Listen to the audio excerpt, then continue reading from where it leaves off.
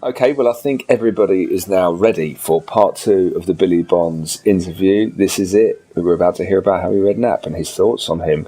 19 years in the making, this interview. We begin where we left part 1. So, Billy, last time we spoke, we were talking about the 1991 FA Cup semi-final against Nottingham Forest. What are your memories about that day?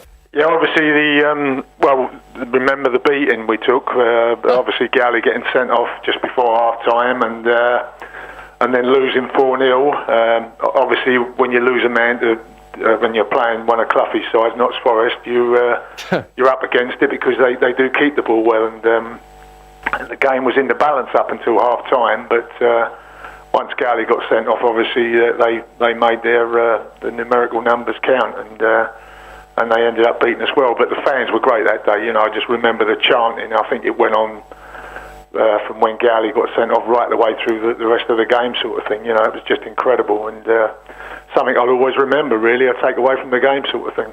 And what does that mean to you as a manager, being manager of West Ham and having played for so long? I mean, all the fans chant your name for so long. It must be magical. It's a great fit, but the fans, I've got to be honest with you, since day one when I was at the place, the fans have always been great with me. They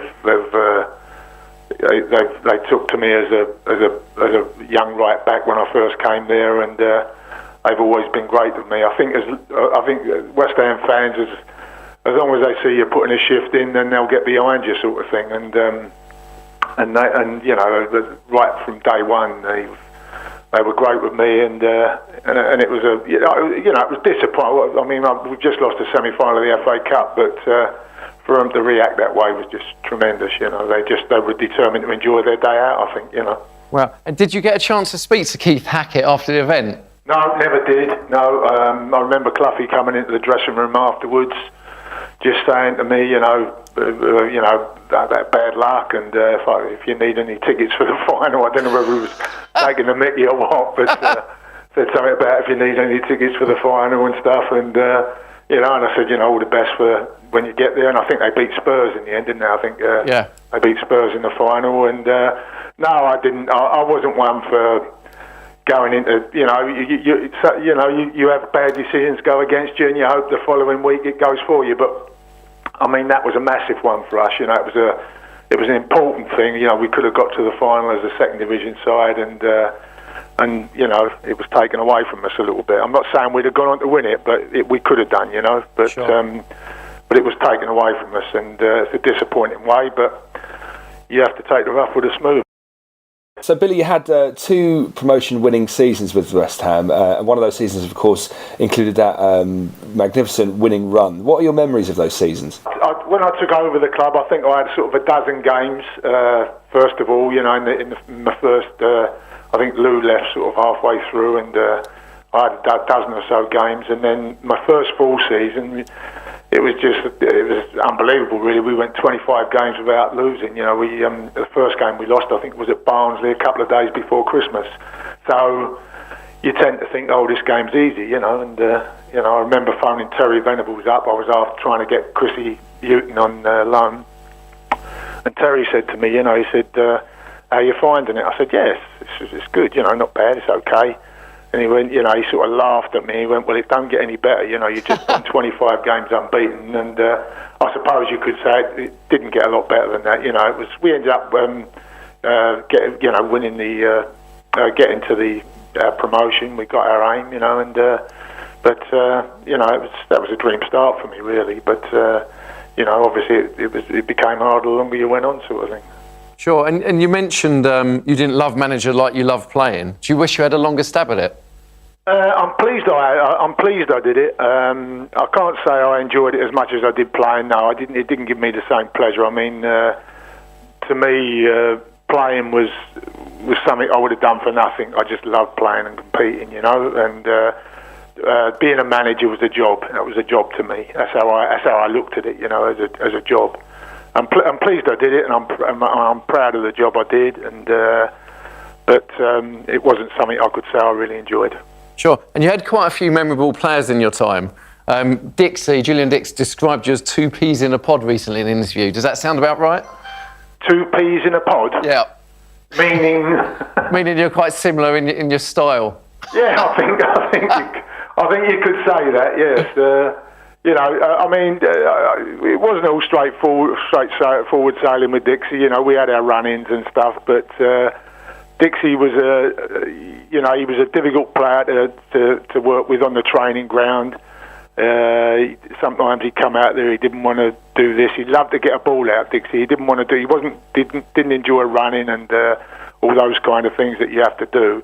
But he loved to get a ball out. If he could have a ball, then he was happy, sort of thing. And he was trouble. He wasn't easy to handle. But one thing you knew with Julian was that come Saturday, he would give you 100%. You knew what you're going to get with him every Saturday.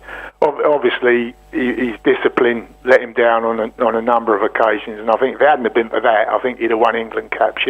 That is a certainty because he had a lot of ability. He was a terrific left back and we had our run-ins. We had a couple of things where we had our run-ins, but I've met him since and we get on well together. We are like each other in a way, and the way we played the game. He was an old school player type of thing, I can't ever remember him warming up for a game or doing any stretching or anything. He just went out and played, and he was old school, a bit like me really, and and we've met since, and we get on well together. I think he's learned a little bit as well because he had that little spell as manager, at Grays and stuff, and he's seen the other side of the coin, what you have to do as a manager, and I think he's mellowed a bit. If he, and that is saying something in mellowing, I tell you. Were there any other players that were you had to kind of manage with kid gloves to a certain extent? I think they're all different players. Some players you can get stuck into, and other players you have to softly sort of thing. They were most of them were a decent bunch. There was one or two that didn't. I think if you spoke to them now, they would be disappointed in me, and I was disappointed in them, sort of thing. But nothing. Most of the lads I dealt with was fine. We got on well.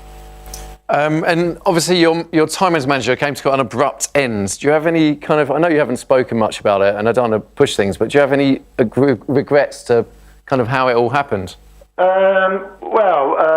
I've just read an article by Harry Redknapp in the Daily Mail, and one or two people have told me what's in the book, and I've got to admit I'm very disappointed with that. It's I think my first thought about it, when I read it, was it's disrespectful to a lot of the players and staff that were over there at the time. Yeah. It was probably the worst year I've had at the club. That year when Harry Redknapp came into the club, it was probably the worst year I've had in the 27 years I was there. We were getting off the back of a bond scheme, which, I think he said in the paper it was a shambles when he got there. Yeah. But it was on the back of the bond scheme. Fans were up. Really, there was rioting over there. They tried to get into the director's box and stuff like that. And I think up until December, I think we were sort of halfway up the league. We'd just beaten Liverpool, drawn with Arsenal, and I think we beat Man United. So we were halfway up the league. We were going really quite, okay. And then the club put out that there was going to be a bond scheme, and the fans were dead against it, and there was all kinds of problems over there. And the players were sort of, in the end, I think they had no confidence going out there. I don't think we won another game until the end of the season. And the place was in a mess, but there were reasons for that. It was, like I say, it was probably the worst season in my life. I lost my dad that year in December. I lost my father-in-law in the April when, after a game away at Coventry, when that was the day we were officially relegated. And it was a bad year, and obviously Harry Redknapp came in on the back of that, and it was a bit of a shambles. But I think we would have got it sorted, and for him to come out and say what he said, I think it's disrespectful to the players and one or two of the staff that were over there. The other thing is, I think it's a pack of lies as well. Right. None of it is true. I think he's made it up as he's gone along, and to suit his story, sort of thing. So So, yeah, I'm very disappointed with it, to say the least. There's been quite a few people who have come out and said a lot of what he said has been an extension of the truth. So it seems to be a current I think theme. he's been very liberal with the truth, yeah. But that's as much as I expected, really, you know. Yeah, I mean, I think if you speak to I mean, I'm not going to I could go through all the whole stuff he's come out with, but I don't think I need to defend myself, you know. It's a load of nonsense and not a lot of truth about it, I'm afraid, you know. You know, it's you want to believe, and it's entirely up to people. I've got my opinions, and you know, and as I say, I don't think I need to air my views too much. You know, I could go into a lot of things he said in that piece that he's done on me in that book, and I could tell you most of it is utter nonsense. So he won't be getting a Christmas card. I beg your pardon. He won't be getting a Christmas card.